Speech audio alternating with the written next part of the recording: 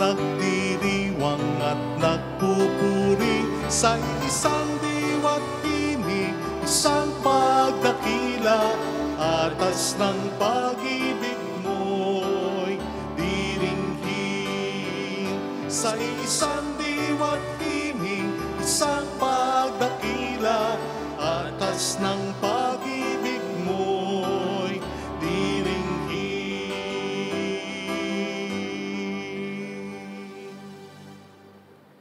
Sa ngalan ng Ama at ng Anak ng Espiritu Santo.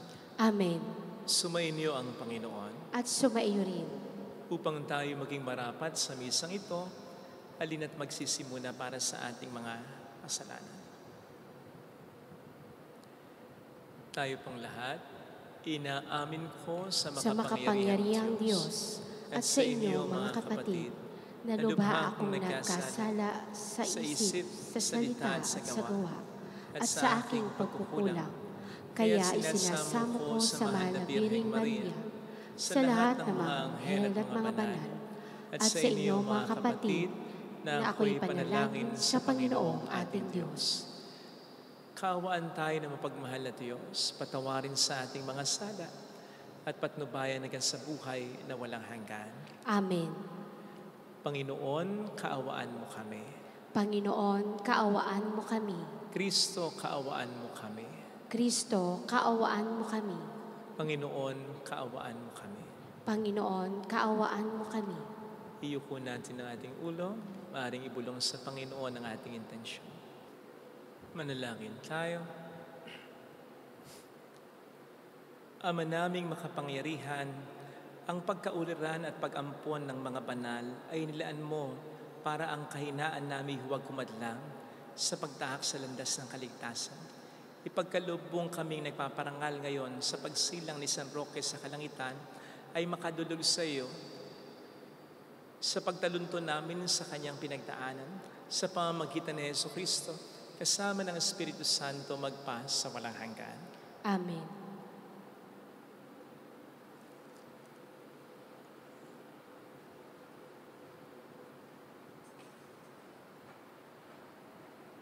Ang salita ng Diyos mula sa aklat ni Josue. Noong mga araw na iyon, sinabi ni Josue sa mga tao, "Kaya naman ngayon, sambahin ninyo ang Panginoon at paglingkuran ninyo siya ng tapat. Kalimutan na ninyo ang mga Diyos-Diyos ang dating sinasamba ng inyong mga ninuno sa Mesopotamia at sa Ehipto. Ang Panginoon lamang ang inyong paglilingkuran. At kung ayaw ninyong maglingkod sa Panginoon, sabihin ninyo kung kanino kayo maglilingkod. Sa Diyos-Diyos ang sinamba ng inyong mga ninuno sa Mesopotamia o sa mga Diyos-Diyosan na mga Amoreyo na sinasamba dito sa lupaing inyong tinatahanan. Ngunit ako at ang aking angkan ay sa Panginoon lamang maglilingkod." Sumagot ang bayan, "Wala kaming balak na talikuran ang Panginoon at maglingkod sa mga Diyos-Diyosan. Ang Panginoon na ang aming Diyos, ang siyang humango sa atin sa pagkaalipin sa Ehipto. Nasaksihan din namin ang mga kababalaghang ginawa niya upang tayo'y maingatan saan man tayo mapadako at mailigtas sa mga kaaway na ating nadaanan. Pagdating natin, pinalayas niya sa lupaing ito ang mga Amoreyo, ang lahing nakatira dito, kaya't kami rin sa Panginoon maglilingkod. Siya ang ating Diyos." Muling nangusap si Josue sa bayan, "Hindi kayo makapaglilingkod sa Panginoon sapagkat siya'y isang Diyos na banal at ayaw ng nahahating paglilingkod. Hindi niya ipinahintulot ang inyong mga pagsuway at pagkakasala. Kapag tinalikuran ninyo siya at naglingkod kayo sa mga Diyos-Diyosan, mapupuot siya sa inyo at parurusahan niya kayo. Hindi niya pangihinayangang lipulin kayo sa kabila ng maraming pagpapalang ginawa na niya sa inyo." Sumagot ang mga tao, "Hindi po bale, basta sa Panginoon kami maglilingkod." Sinabi ni Josue, "Kayo na rin ang mga saksi na kayo ang nagpasyang maglingkod sa Panginoon. Sumagot naman sila, Opo, saksi kami. Sinabi uli ni Josue, Kung gayon, itapon ninyo ang mga Diyos-Diyosang iniingatan pa ninyo. Manumpa kayo sa Panginoon, sa Diyos ng Israel. Sumagot uli ang mga tao, Ang Panginoon ng aming Diyos, siya ang aming paglilingkuran. Susundin namin ang kanyang mga utos. Gumawa si Josue ng kasunduan para tuparin ang mga tao. Doon sa Sikem, kanyang binigyan sila ng mga batas at alituntunin. Isinulat ni Josue ang mga batas na ito sa aklat ng kautusan ng Diyos. Kumuha siya ng isang malaking bato, itinayo sa lilim ng puno ng roble sa banal na lugar ng Panginoon. At sinabi niya sa lahat, Tingnan ninyo ang batong ito ang ating saksi. Narinig nito ang lahat ng sinabi sa atin ng Panginoon. Ito rin ang magiging saksi laban sa inyo kapag kayo'y tumalikod sa Diyos. Pagkatapos, pinaalis na ni Josue ang mga tao at umuwi sila sa kani-kanilang lupain. Hindi nagtagal at namatay si Josue na anak ni Nun at lingkod ng Panginoon sa gulang na 110 taon. Ang salita ng Diyos. Salamat sa Diyos. Diyos ko, aking kapalaray, manahin ang iyong buhay. Diyos ko, aking kapalaray, manahin ang iyong buhay. O Diyos, ako'y ingatan mo, ingatan ang iyong lingkod. Ang hangad ko ay maligtas, kaya sa iyo dumudulog. Ika'y aking Panginoon, ang wika ko sa aking Diyos. Kabutihang tinanggap ko ay ikaw ang nagkaloob. Ikaw lamang, O Poon, ang lahat sa aking buhay. Ako'y iyong tinutugon sa lahat kong kailangan. Diyos ko, aking kapalaray, manahin ang iyong buhay. Pinupuri ko ang Poon na sa akin ay patnubay. Kahit gabi diway, niya ang sa aki umaakay. Nababatid ko na siya'y kasama ko oras-oras. Sa piling niya kailanmay, hindi ko matitinag. Diyos ko, aking kapalaray, manahin ang iyong buhay. Ituturo mo ang landas na buhay, ang hahantungan. Sa piling mo'y madarama ang lubos na kagalakan. Ang tulong mo'y nagdudulot ng ligayang walang hanggan. Diyos ko, aking kapalaray, manahin ang iyong buhay.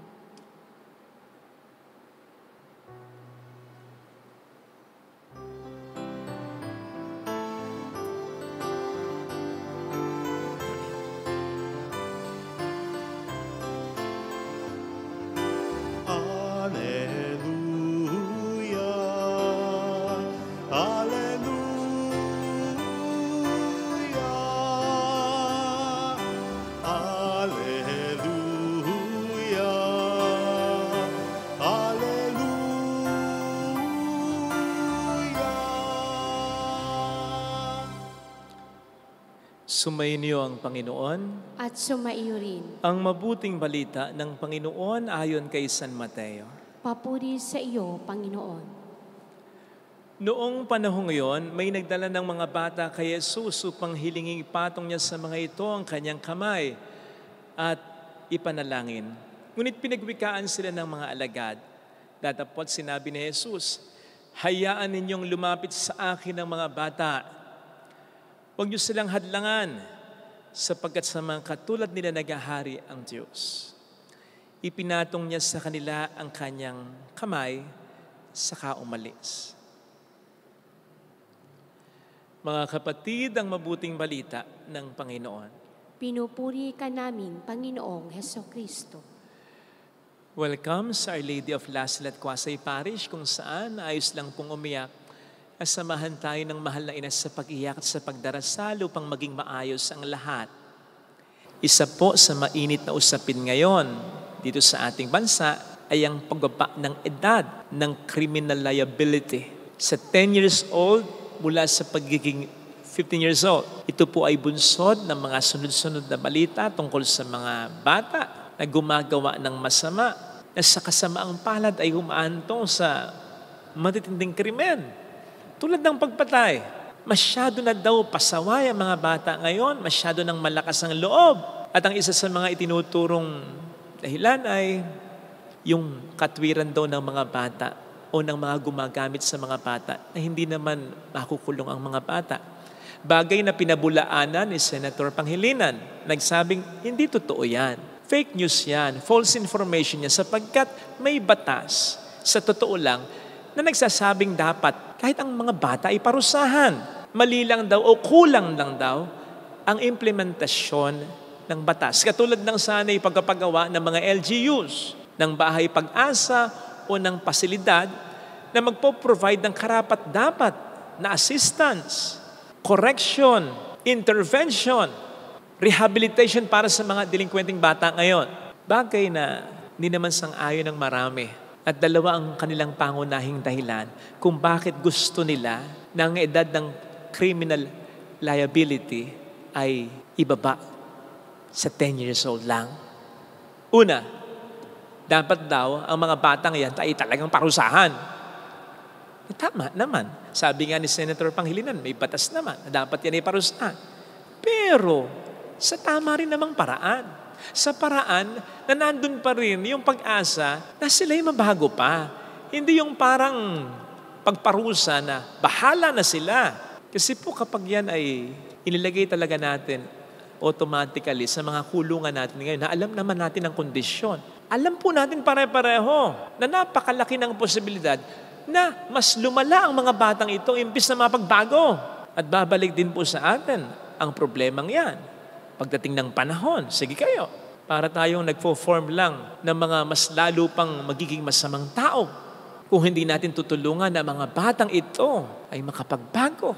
Ang ikalawang dahilan kung bakit dapat daw ibaba yung edad for criminal liability ay upang takutin ng mga bata. Kasabay ng sinasabing dapat parusahan. Again, tama din naman. Pero kung takot lang, ay tell you kulang. Sapagkat ang taong pasaway ay gagawa at gagawa pa rin ng kasalanan sa ibang mga kaparaanan, sa ibang mga pagkakataon. Kung ang nagdideter sa kanya ay takot lang, hindi mo mapapatino ang isang pasaway dahil sa takot lang. O sige, ito po, alimbawa na lang. Total naman madalas natin sinasabi ito. Minsan nasabi ko rin ito na iba yung mga kabataan noon. O tayo yun, di ba? Sapagkat tayo natatakot dati, pinapalo tayo, pinaparusahan tayo ng ating mga magulang, ng mga nakatatanda, ng ating mga teachers. Kaya tumitino tayo kasi daw natatakot tayo. Okay? Kumpara sa mga bata ngayon na mas pasaway. Kasi hindi na napapalo, wala nang takot.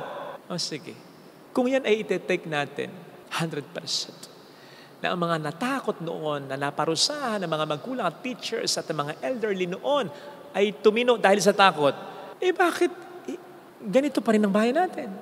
Hindi ba dapat?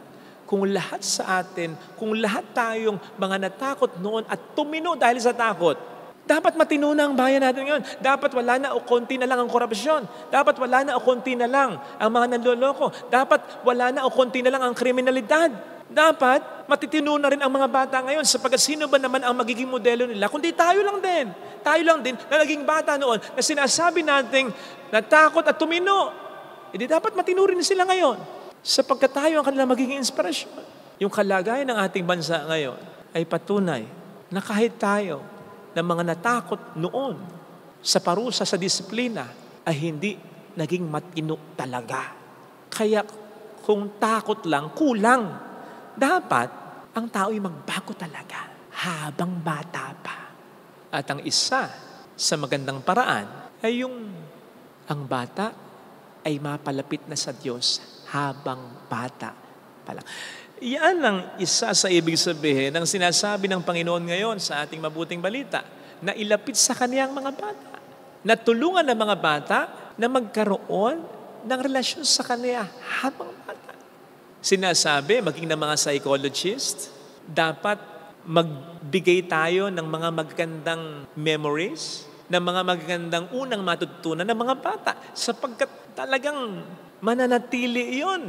Most likely sa kanilang isipan, sa kanilang kalooban ng mahabang panahon. Kaya dapat yung mga una nating itatanim sa kanila na siguradong tutubo daw. Hindi man 100%, marami sa mga itinatanim natin sa mga bata pa lang ay tutubo talaga. Kaya dapat ang itanim natin agad ay mabuti na.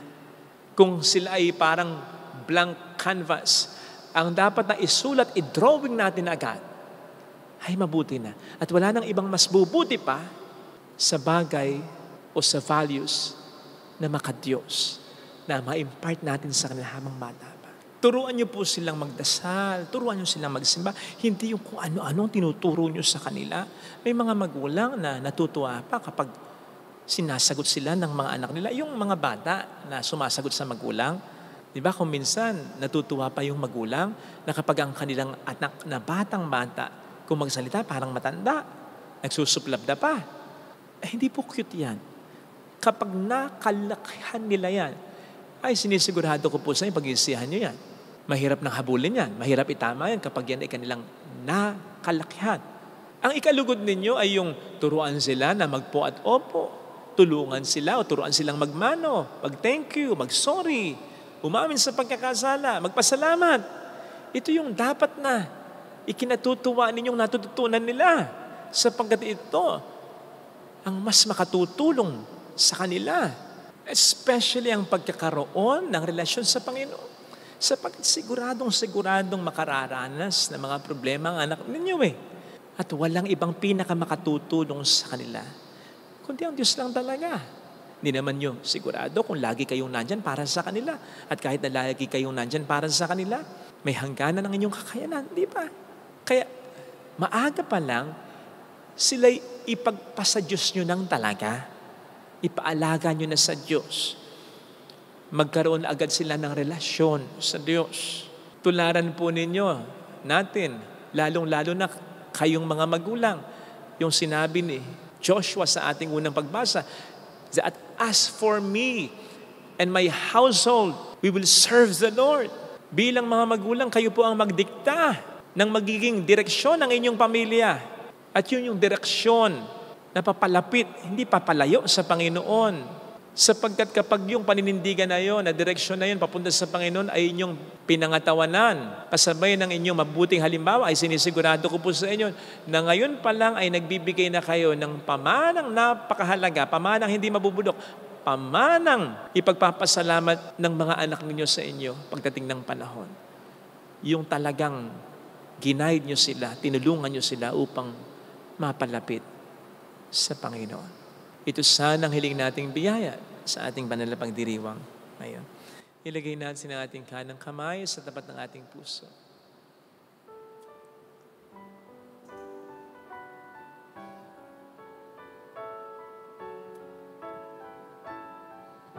Awitin natin. Alam kong may magagawa ang Diyos.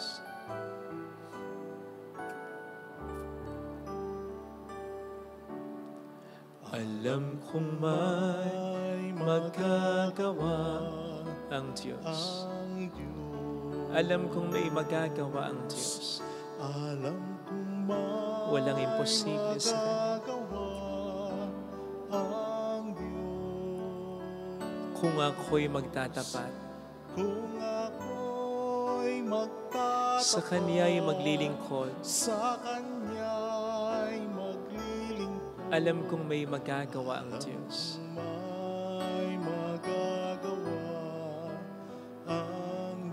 Alam kong diringgin ng Diyos ang samo ko sapagkat mahal niya ako. Alam kong diringgin ng Diyos ang samo ko. Sapagkat alam niya ang sitwasyon ko. Kung ako'y magtatapat, sa Kanya'y maglilingkod, alam kong diringkin ng Diyos ang samo ko. Pumikit tayo.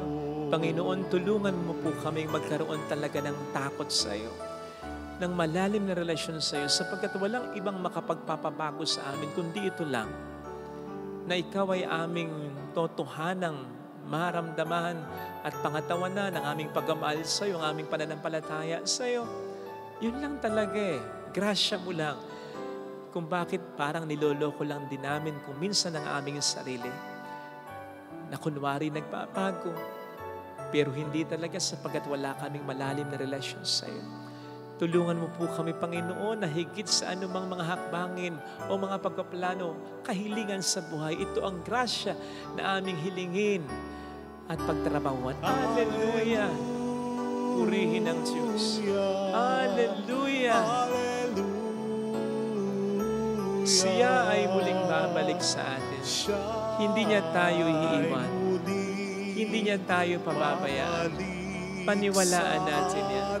Hallelujah! Purihin ang Diyos. Hallelujah! Sa takdang panahon, babalik ang Panginoon upang tayo ay kunin. Tapat siya sa kaniyang mga pangako sa atin. Sabihin mo sa sarili mo, mayroong magandang mangyayari sa iyo. Higit pa sa inaasahan mo sapagkat mahal ka ng Diyos, makatandaan.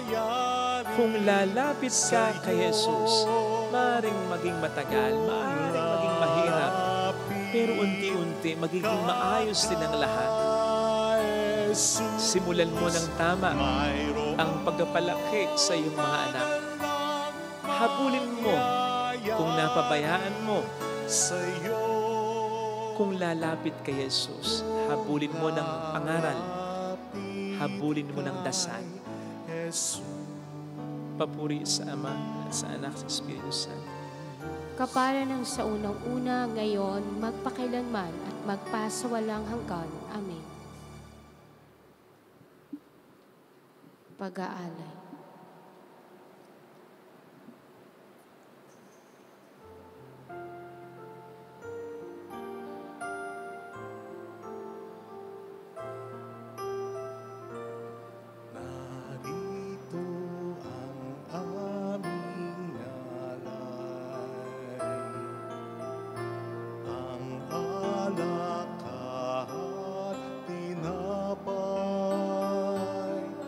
Sagisag at bunga ng aming pagpapagal, handog ng bayan mong mahal.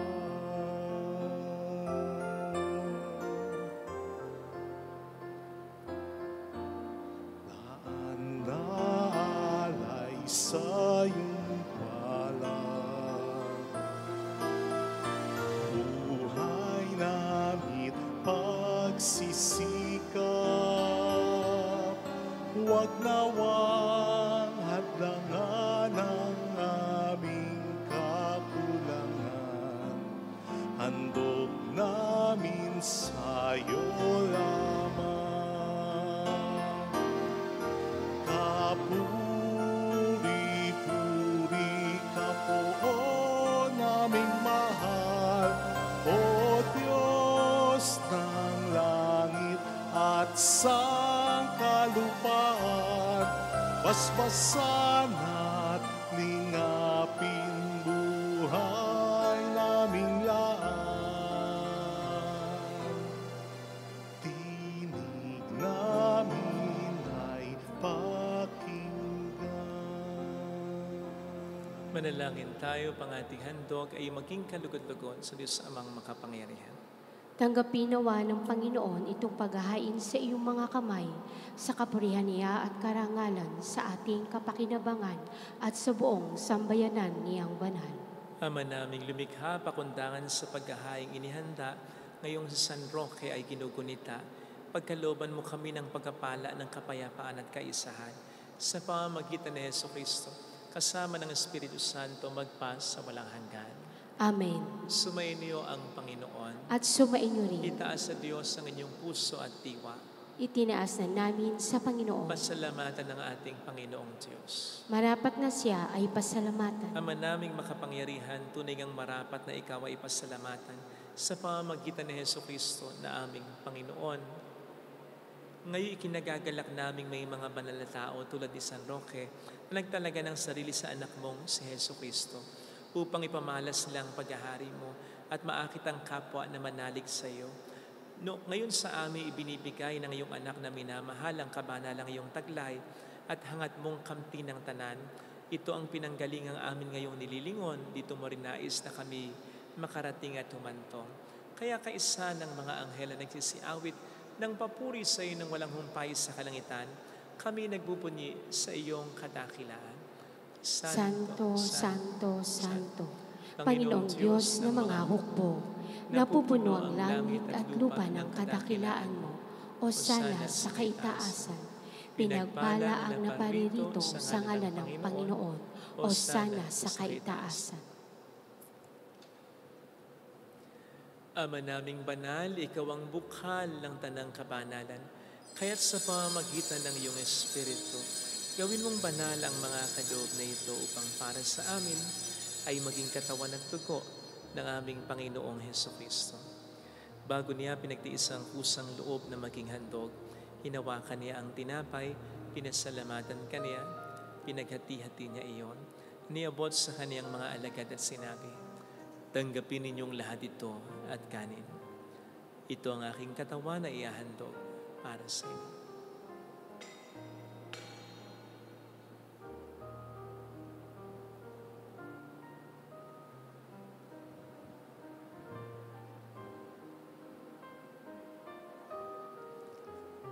Gayun din naman ang matapos ang hapunan, hinawakan niya ang kalis.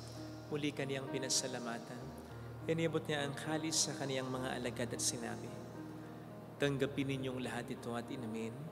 Ito ang kalis ng aking dugo ng bago't walang hanggang tipan. Ang aking dugo na ibubuhos para sa inyo at para sa lahat. Sa ikapagpatawad ng mga kasalanan, gawin niyo ito sa pag-alala sa akin."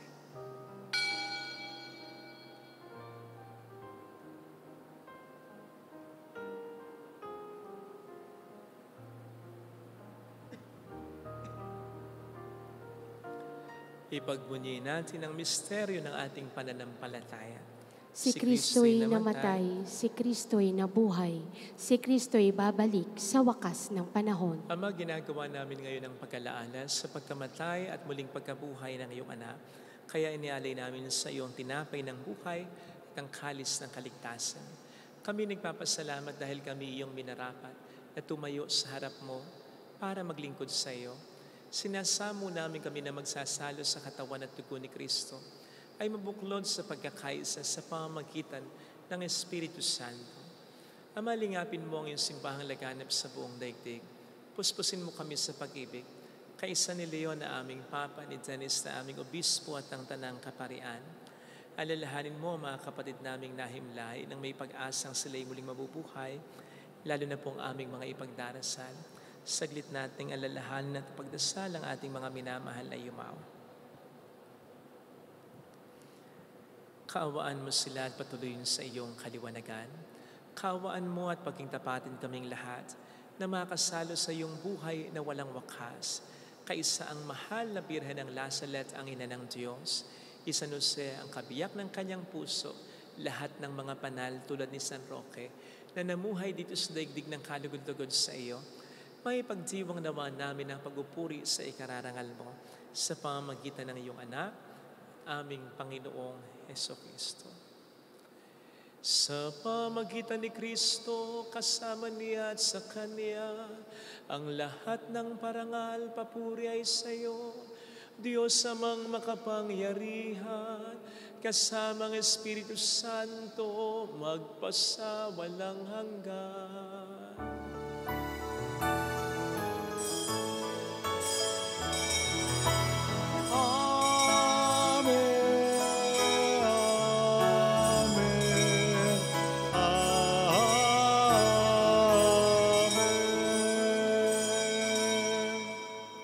Tumawag tayo sa ating Ama.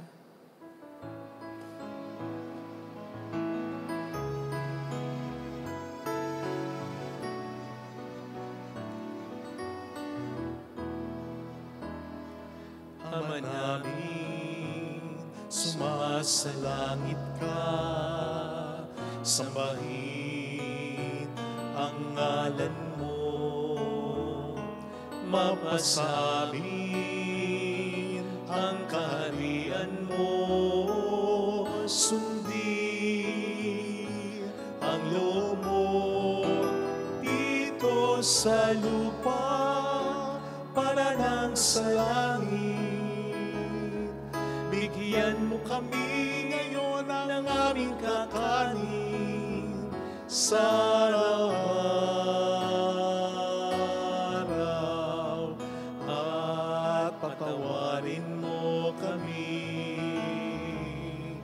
sa aming mga sala, para ng pagpapatawad namin sa nagkakasala sa amin.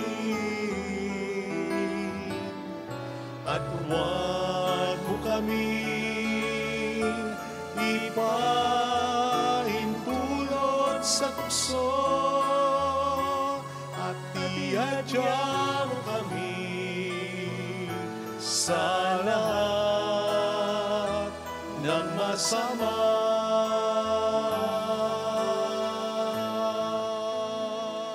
Iniling namin kami adya sa lahat ng masama, pagkalooban ng kapayapaan araw-araw, iligtas sa kasalanan sa kapahamakan sa mga seryosong karamdaman, samantalang aming pinaghahandaan ang dakilang araw ng pagkapahayag ng tagapagligtas namin si Heso Kristo. Sapagkat iyo ang kaharian, ang kapangyarihan at ang kapurihan magpakailanman. Amen. Panginoong Heso Kristo, sinabi mo noon, sinasabi mo rin sa amin ngayon, kapayapaan ang iniiwan ko sa inyo, ang aking kapayapaan ang binibigay ko. Tunghayin mong aming pananampalataya, wag ang aming pagkakasala. Pagkalooban mo po kami ng kapayapaan at pagkakaysa ayon sa iyong kalooban, kasama ang Espiritu Santo magpasa walang hanggan. Amen. Ang kapayapaan ng Panginoon ay sumainyo nawang lahat. At sumaiyo rin. Magbigayan tayo ng kapayapaan sa isa't isa. Kapayapaan po. Kordero ng Diyos na nag-aalis ng mga kasalanan ng sanlibutan, maawa ka sa amin. Kordero ng Diyos na nag-aalis ng mga kasalanan ng sanlibutan, maawa ka sa amin. Kordero ng Diyos na nag-aalis ng mga kasalanan ng sanlibutan, ipagkaloob mo sa amin ang kapayapaan.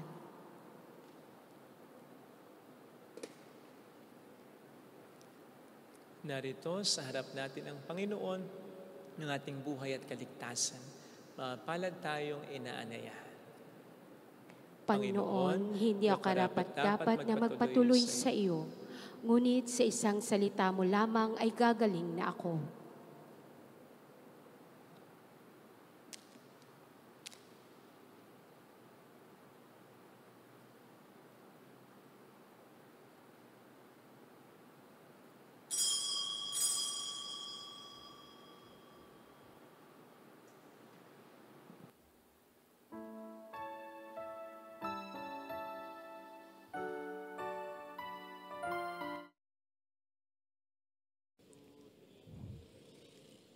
Panalangin para sa espiritual na pakikinabang. Panginoong Hesus, ako ay naniniwala na ikaw ay nasa kabanal-banalang sakramento. Iniibig kita ng higit sa lahat at ninanasa kong tanggapin ka sa aking kaluluwa.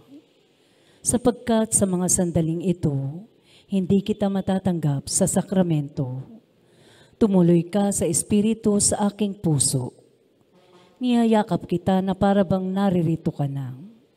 Inaalay ko ng buong buo ang aking sarili sa iyo. Huwag mong hayaang mawalay ako sa iyo. Amen.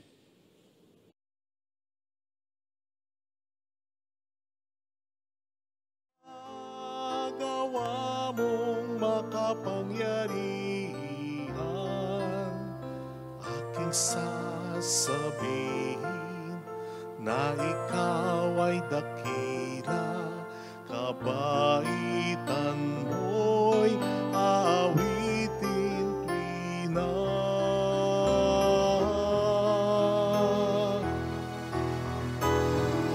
Aking iyahayag ang kadakilan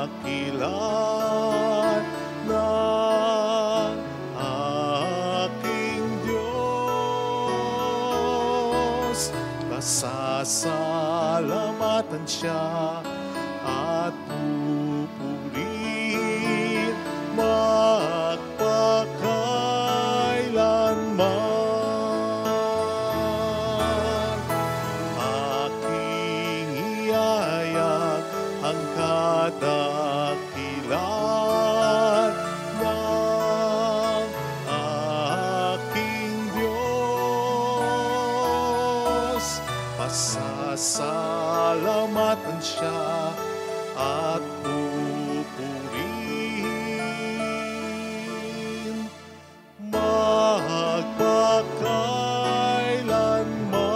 magpakailanman, magpakailanman. Manalangin tayo.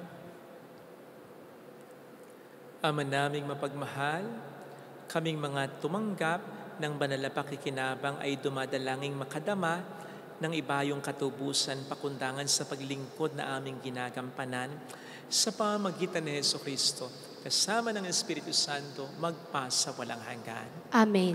Holy God, Holy Mighty One, Holy Immortal One. Have mercy on us and on the whole world. Holy God, Holy Mighty One, Holy Immortal One.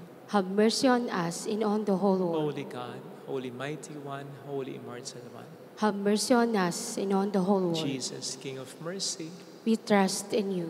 alalahanin, Alalahanin, o mahal na Birhen ng Lasalet, ina ng pag-asa, ikaw ang nagpapaalala sa aming magbalik loob sa Ama. Ito ang nagpapatunay na ang kagandang loob mo'y nananatiling busilak.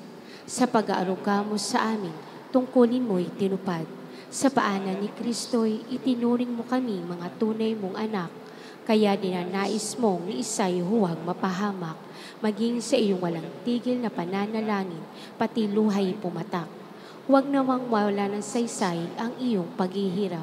Hiling nawa namin sa iyo, o aming inang liyag, na matapos ang pakikibaka namin sa mundong ito at sa pananatili naming tapat kay Kristo, sa kapurihan mo'y makibahagi kaming ganap, upang kung nasaan ka ngayon ay maparoon din kaming lahat, at ang kaganapan ng kaluwalhatian ng Diyos sa may tuluyang matupad.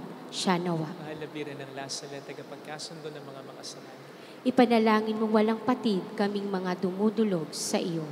Marami pong salamat sa inyong pakikisa, sa mga dasal, sa mga tulong. Ang Panginoon na po ang bahala sa inyo. Ayan po ang lagi naming dasal dito. Maraming salamat po sa patuloy niyong pagtulong. Nagiging dahilan para makatulong tayo sa mas marami pang parokya. Thank you. Sumainyo ang Panginoon. At sumaiyo rin. Magpalain kayo kasama ating pamilya na mapagmahal na Diyos, ng Ama at ng Anak ng Espiritu Santo. Amen.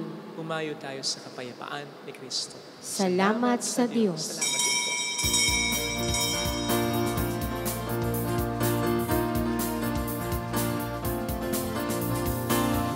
Mary, Mother of the Lord, hear the prayer we sing to you. Let your tears sip in our minds and hearts as once they fell at Lasalle. Tell your people how to live again. Tell your people how to sing again. Tell your people how to dance again. Tell your people how to pray again. Mary, Mother of the Lord, hear the prayer we sing to you.